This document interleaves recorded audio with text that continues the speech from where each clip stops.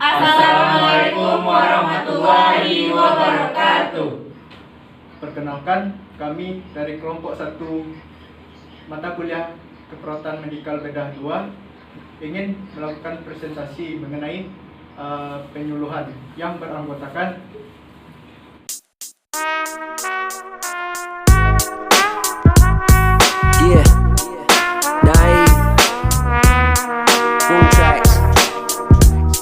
Chef production got me like doing the right.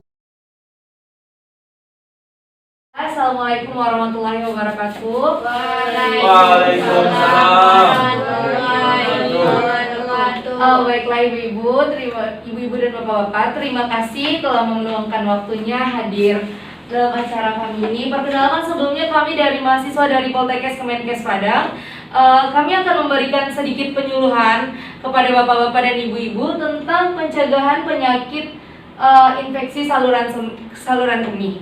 Jadi di sini akan dijelaskan oleh teman saya, yaitu Ibnu Hidayat. Kepada teman saya Ibnu, disilakan.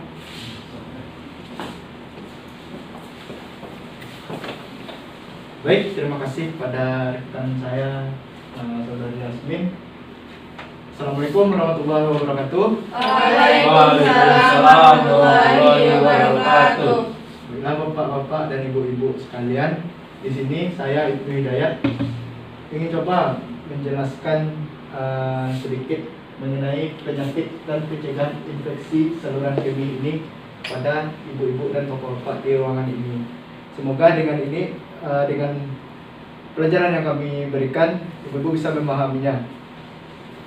Yang pertama, kita harus kenal dulu apa itu infeksi saluran kemih. Sebelumnya, bapak-bapak dan ibu-ibu sini tahu nggak saluran kemih itu letaknya di bagian mana? Enggak. Baik Pak, di sini untuk lebih jelasnya, lebih mudahnya, letak saluran kemih dan kantong kemih itu berada di bagian bawah pusat, di bawah perut. Di sini pengertian dari saluran kemih atau urinary tract infection adalah suatu keadaan adanya invasi mikroorganisme pada saluran kemih. Yang lebih mudahnya diartikan masuknya mikroorganisme di dalam saluran kemih. Nah, infeksi saluran kemih adalah suatu istilah umum yang dipakai untuk mengatakan adanya invasi atau masuknya mikroorganisme ini ke dalam saluran kemih. Jadi dalam artian kata, mikroorganisme ini masuk melalui saluran kemih. Next. Nah, di sini ada beberapa penyebab dari infeksi saluran kemih ini, bapak-bapak dan ibu-ibu. Yang pertama, virus. Yang kedua, karena bakteri. Dan yang ketiga, karena disebabkan oleh jamur. Yang pertama disebabkan oleh virus. Mungkin di sini kebersihan alat vital yang kurang baik. Misalnya pada saat buang air kecil, mungkin di antara kita terkadang tidak membasuh dengan bersih. Hal ini membuat virus-virus itu lebih cepat untuk masuk. Yang kedua, sisa urin dalam kandung kemih akibat pengosongan kandung kemih yang kurang efektif. Mungkin karena bapak-bapak dan ibu-ibu di sini yang bekerja di ladang, di sawah, jadi menahan kencingnya tuh. Jadi jika kencing ditahan, maka penyebabnya jika kita keluarkan kencing, maka tidak akan maksimal semua urin yang keluar. Yang kedua disebabkan oleh bakteri. Itu tadi, sering menahan kencing. Mungkin karena nanggung-nanggung ya pekerjaan. Jadi bapak-bapak dan ibu-ibu di sini lebih menahannya gitu. Dan yang kedua disebabkan oleh kurangnya minum. Jadi bapak-bapak dan ibu-ibu di sini, minum sangat penting untuk mencegah infeksi saluran kencing ini. Mengapa demikian? Karena di dalam air minum dapat membersihkan saluran-saluran yang ada di dalam tubuh kita. Misalnya saluran pada sistem kencing kita atau sistem perkemihan kita. Jadi itu akan lebih mudah untuk dikeluarkan menggunakan air kencing atau menggunakan air minum. Yang ketiga disebabkan oleh jamur. Itu tadi cara mencebok yang salah sangat berpengaruh timbulnya jamur di saluran kemih. Dan yang kedua, memiliki riwayat penyakit kelamin. Next. Adapun manifestasi klinis, maksudnya di sini gejala-gejala yang ditimbulkan akibat dari infeksi saluran kemih ini. Yang pertama, anyang-anyangan. Ini bahasa kampungnya, atau bisa diartikan rasa ingin buang air kecil terus menerus meski sudah dicoba untuk berkemih namun tidak ada air kecil yang keluar.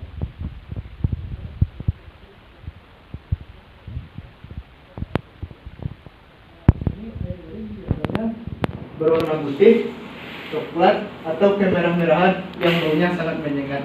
Di sini saya ingin bertanya kembali kepada bapak-bapak dan ibu-ibu yang ada di ruangan ini. Apa gejala kencing berwarna putih, berwarna coklat atau kemerahan itu? Siapa yang bisa, ibu-ibu atau bapak-bapak di sini yang bisa menjawab? Nggak tahu dong Pak. Tidak tahu dulu, Bu. Iya. Bedanya warnanya aja, Bu. Oh, warnanya siapa? Mungkin kami jelaskan di sini. Perbedaan warna kencing sangat berpengaruh kepada kesehatan kita. Jika kesehatan kita baik, maka warna kencing akan berwarna kuning, lebih jernih gitu, tidak biru. Itu warna kencing normal. Jika kencing berwarna coklat, itu menandakan adanya atau kekurangan dari kekurangan cairan di dalam tubuh, menyebabkan kencing berwarna coklat.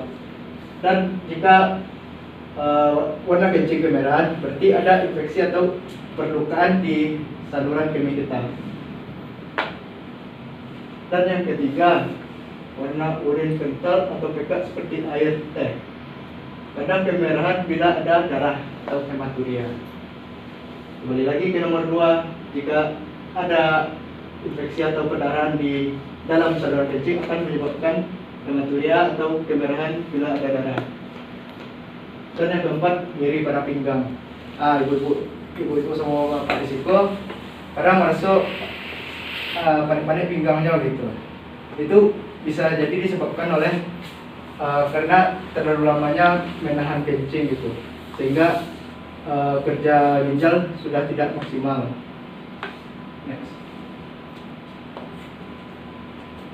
Kemudian di sini patofisiologi. Infeksi saluran kemih terjadi ketika bakteri atau kuman masuk ke dalam saluran kemih dan berkembang biak. Saluran kemih terdiri dari kandung kemih, uretra, dan 2 ureter dari ginjal. Ini sumber menurut Purnomo pada tahun 2014. Jadi di sini patofisiologi atau yang menyebabkan ISK atau infeksi saluran kemih ini terjadi karena bakteri atau kuman tadi berkembang biak dengan sangat cepat, sehingga lebih mudah untuk menyerang organ-organ di dalam perkemihan seperti kandung kemih atau saluran uretra dan ureter. Next.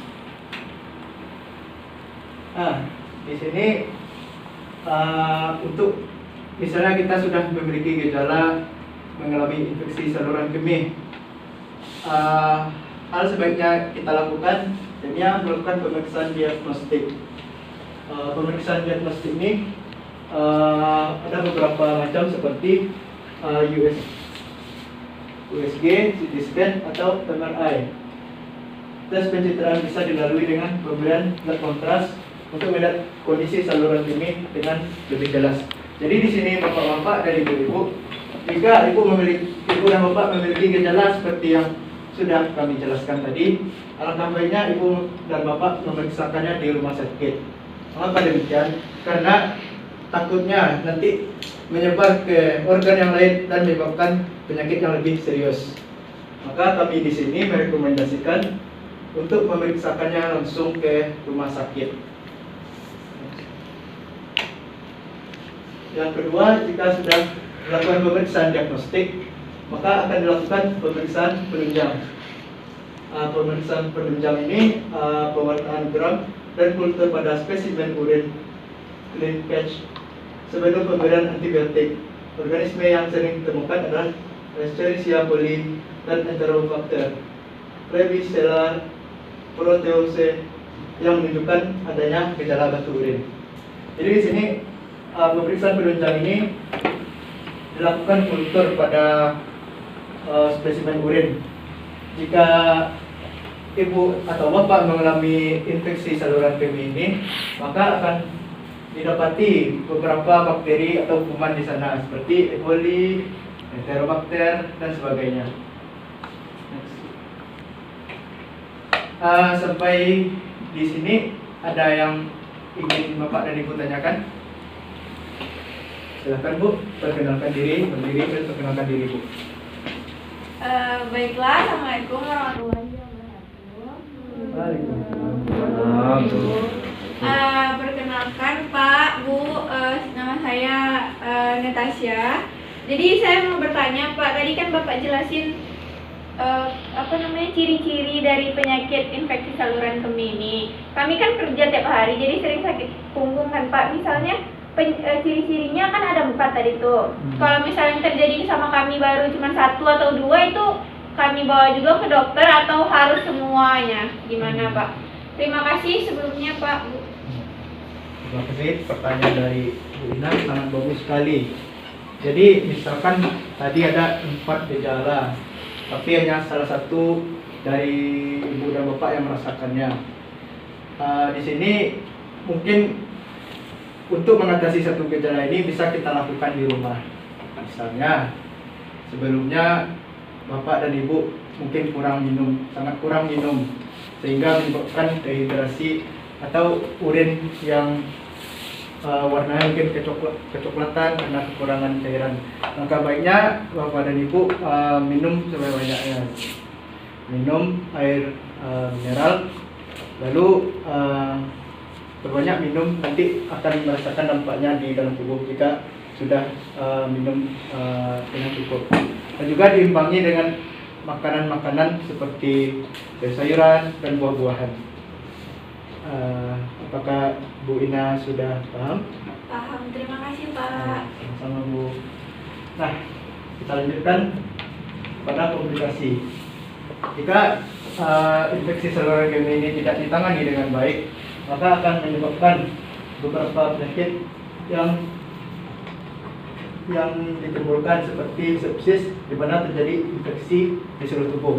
Terjadi sepsis ini, maka infeksi di saluran kemih kita ini sudah menyebar ke seluruh bagian organ. Misalnya, mungkin bagian organ terdekat kita dari kandung kemih, usus. Bisa jadi bakteri dan virus itu memindah ke usus dan menyebabkan penyakit yang baru lagi. Next. Di sini ada penata laksanaannya Bapak Ibu. Yang pertama yang dapat kita lakukan itu farmakologi. Pertama, penanganan infeksi saluran kemih yang ideal adalah dilihat dari penyebabnya. Lihat dulu penyebabnya, apakah ini disebabkan oleh gaya hidup atau memang bahwa tuntutan dari pekerjaan kita. Yang kedua, antibiotik sesuai kultur. Bila hasil kultur belum ada, dapat diberikan antibiotik secara antara cefotaxime. Nah, selanjutnya penata laksanaan infeksi saluran kemih. Dapat kita lakukan 2 hal Bapak Ibu. Yang pertama, secara farmakologi, dan yang kedua secara non farmakologi. Di sini Bapak-bapak dan Ibu-ibu sudah tahu beda dari farmakologi dan non farmakologi ini Bapak dan Ibu? Belum Pak. Mungkin di sini kami bisa menjelaskan sedikit. Kita kalau farmakologi itu dilakukan pengobatan secara medis, sedangkan non farmakologi bisa kita lakukan sendiri di rumah, atau bisa dilakukan dengan mandiri. Yang pertama, farmakologi yang bisa dapat kita lakukan melalui penanganan infeksi saluran kemih yang ideal adalah dilihat dari penyebabnya. Misalnya penyebabnya karena gaya hidup atau tuntutan pekerjaan. Yang kedua, antibiotik sesuai kultur. Bila sel kultur belum ada, dapat diberikan antibiotik antara lain cefotaxime, cotrimoxazole, trimetoprim, fluoroquinolone, amoxicillin, pixisilin, dan aminoglycoside. Itu beberapa obat medis yang dapat digunakan untuk mencegah ISK ini. Nah, yang kedua, dapat kita lakukan secara non farmakologi. Dengan istirahat yang cukup dapat mencegah infeksi saluran kemih ini. Karena infeksi saluran kemih ini juga disebabkan karena kita kelelahan, makanya virus dan bakteri itu akan mudah masuk ke dalam tubuh kita. Yang kedua, dengan melakukan diet yang dapat kita lakukan, perbanyak mengkonsumsi vitamin A dan C untuk mempertahankan epitel di saluran kemih. Di sini bapak-bapak dan ibu-ibu tahu makanan-makanan apa saja yang mengandung vitamin A atau makanan yang mengandung vitamin C. Apakah ibu dan bapak di sini tahu apa makanannya? Jika ada yang tahu, nanti kami kasih hadiah.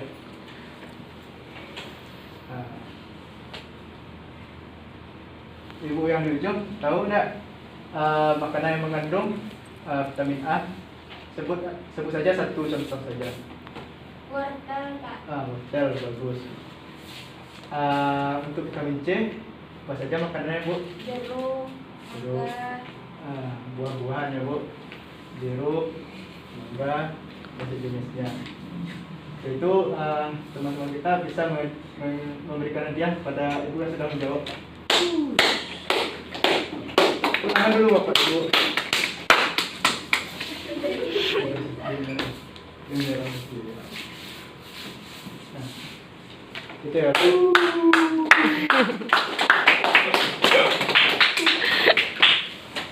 Nah, itu contoh makanan yang mengandung vitamin A dan vitamin C. Mungkin di sini bapak-bapak dan ibu sebagian besar bermata pencarian di sawah dan di ladang akan lebih mudah untuk mendapatkan makanan-makanan ini. Selanjutnya, adapun pencegahan yang dapat kita lakukan untuk menghindari penyakit infeksi saluran kemih ini, diantaranya perbanyak minum air putih 8-10 gelas per hari. Yang kedua, mengkonsumsi vitamin C secara teratur karena ini dapat mengurangi bakteri di dalam urin. Yang ketiga, hindari konsumsi minuman beralkohol, makanan yang berempah, dan kopi karena semua makanan inti dapat mengiritasi saluran kemih. Selanjutnya, cegah buang air kecil jika keinginan itu muncul. Jika ibu dan bapak sudah merasa ingin buang air kecil, maka lakukan dengan segera, jangan ditahan-tahan ya. Dan selanjutnya, cucilah alat kelamin sebelum dan sesudah hubungan kelamin. Ini sangat diperlukan bapak-bapak dan ibu untuk menjaga kebersihan dari alat vital kita. Selanjutnya, jalani hidup bersih dengan cuci bagian anus dan genitalis sekurang-kurangnya sekali sehari. Dan jika memakai kateter, lakukan penggantian atau cek secara teratur. Jika misalnya bapak-bapak dan ibu-ibu dirawat di rumah sakit, tidak bisa bergerak secara normal, maka akan dipasangkan suatu alat yang dinamakan kateter bapak-bapak dan ibu-ibu. Yang di kateter itu berupa selang. Maka itu tugas perawat di rumah sakit untuk menjaga kebersihan dan menjaga kebersihan dari saluran kateter itu untuk mencegah penyakit infeksi saluran kemih ini. Selanjutnya, next. Nah, mungkin sekian dari kami dari Poltekkes Kemenkes Padang untuk menjelaskan materi ini, Bapak Ibu. Apakah masih ada yang ingin ditanyakan? Jika tidak, kami cukupkan. Sekian, terima kasih Bapak-bapak dan Ibu semuanya yang sudah meluangkan waktu untuk mengikuti acara pada hari ini. Semoga apa yang kami sampaikan dari Poltekkes Padang bisa Ibu dan Bapak ambil ilmunya dan diterapkan dalam kehidupan sehari-hari. Billahi taufik wal hidayah. Assalamualaikum warahmatullahi wabarakatuh. Waalaikumsalam warahmatullahi wabarakatuh. Baiklah Bapak-bapak dan Ibu-ibu, kembali lagi dengan saya sebagai moderator. Kami dari Poltekkes Kemenkes Padang sedang memaparkan beberapa informasi tentang pencegahan dan penyakit infeksi saluran kemih.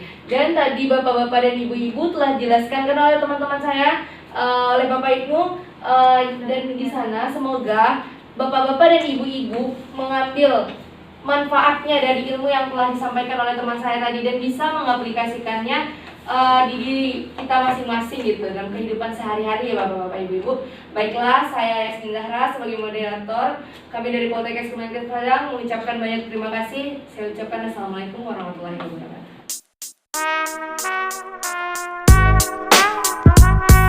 Yeah, Naive, Boom Tracks, Soul Chef.